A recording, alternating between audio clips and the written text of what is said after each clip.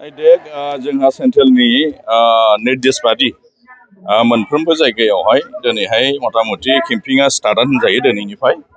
मानो होनना बुङोबा मैयाहाय अलरेडि नटिफिकेसना ओंखारबाय 9 तारिखआवहाय नोङो बदखान आरो 4 तारिखआवहाय नोंना मेनि बेवहाय नोङो माबा रिजाल्टआ माबागोन होननानै।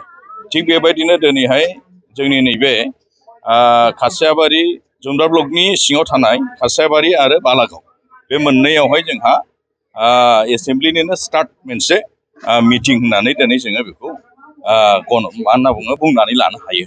आरो खालि जोंनि जुमदाल' नङा दिनैहाय गसाइगाव डिस्ट्रिक्ट हिसाबै जोंहा मोनबा दङ, मोनबा समस्ति। मोनबा समस्तियावबो मोननै खरि दिनैनि गेजेरावनो मिटिंआ स्टार्ट जागोन। आरो बेखौ लिड खालामदों जोंहा मोनसे सेन्ट्रेलनिफ्राय टिम बानायनानै हरदों।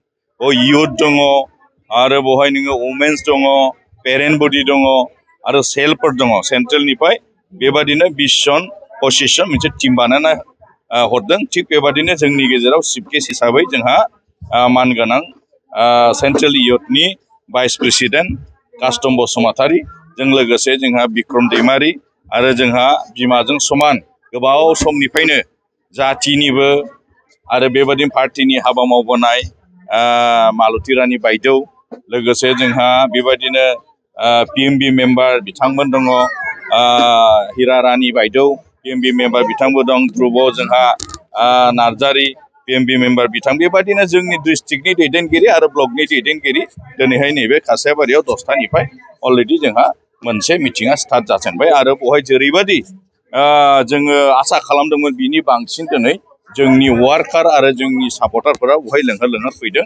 गासिबो जनगोष्ठिया। बेनिखायनो आं सासे बे समस्तिनि गार्जेन हिसाबै MCL हिसाबै गिदिर रंजानाय मोनदों आरो बिथांमोन आलासिफोरखौ वेलकाम खालामनायजों लोगोसे जोंनि नैबे जुमदार समस्तिनि जायफोर जोंनि मानगोनां दैदेनगिरि आरो सापर्टारफोर बिथांमोनखौ सानथ्र'हायै हामबाय होनदों बे प्रग्रामखौ मेहेरगोनां दिनै खालामफैनायनि थाखाय।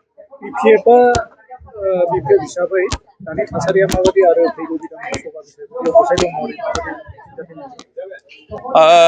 गसाइगाव हिसाबै जिथु नायोब्ला जों बयबो मिथिखागौ जे बिपिएफआनो 15 बोसोर लिड लाबोदों सिगांबो।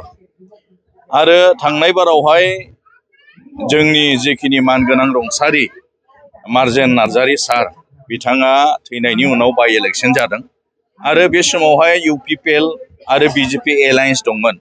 बेनिखायनोसो बाइ इलेक्सनाव माबेबा खारनाव जिरन बसुमतारी बिथाङा देरहानानै थांदों। खिन्थु दिनैनि दिनाव बिपिएफ हिसाबैनो बहुद स्ट्रं आरो लोगोसे जोंहा BJP थाबावबाय, जिहेतु इन्डिया हिसाबैसो जों गेलेगोन।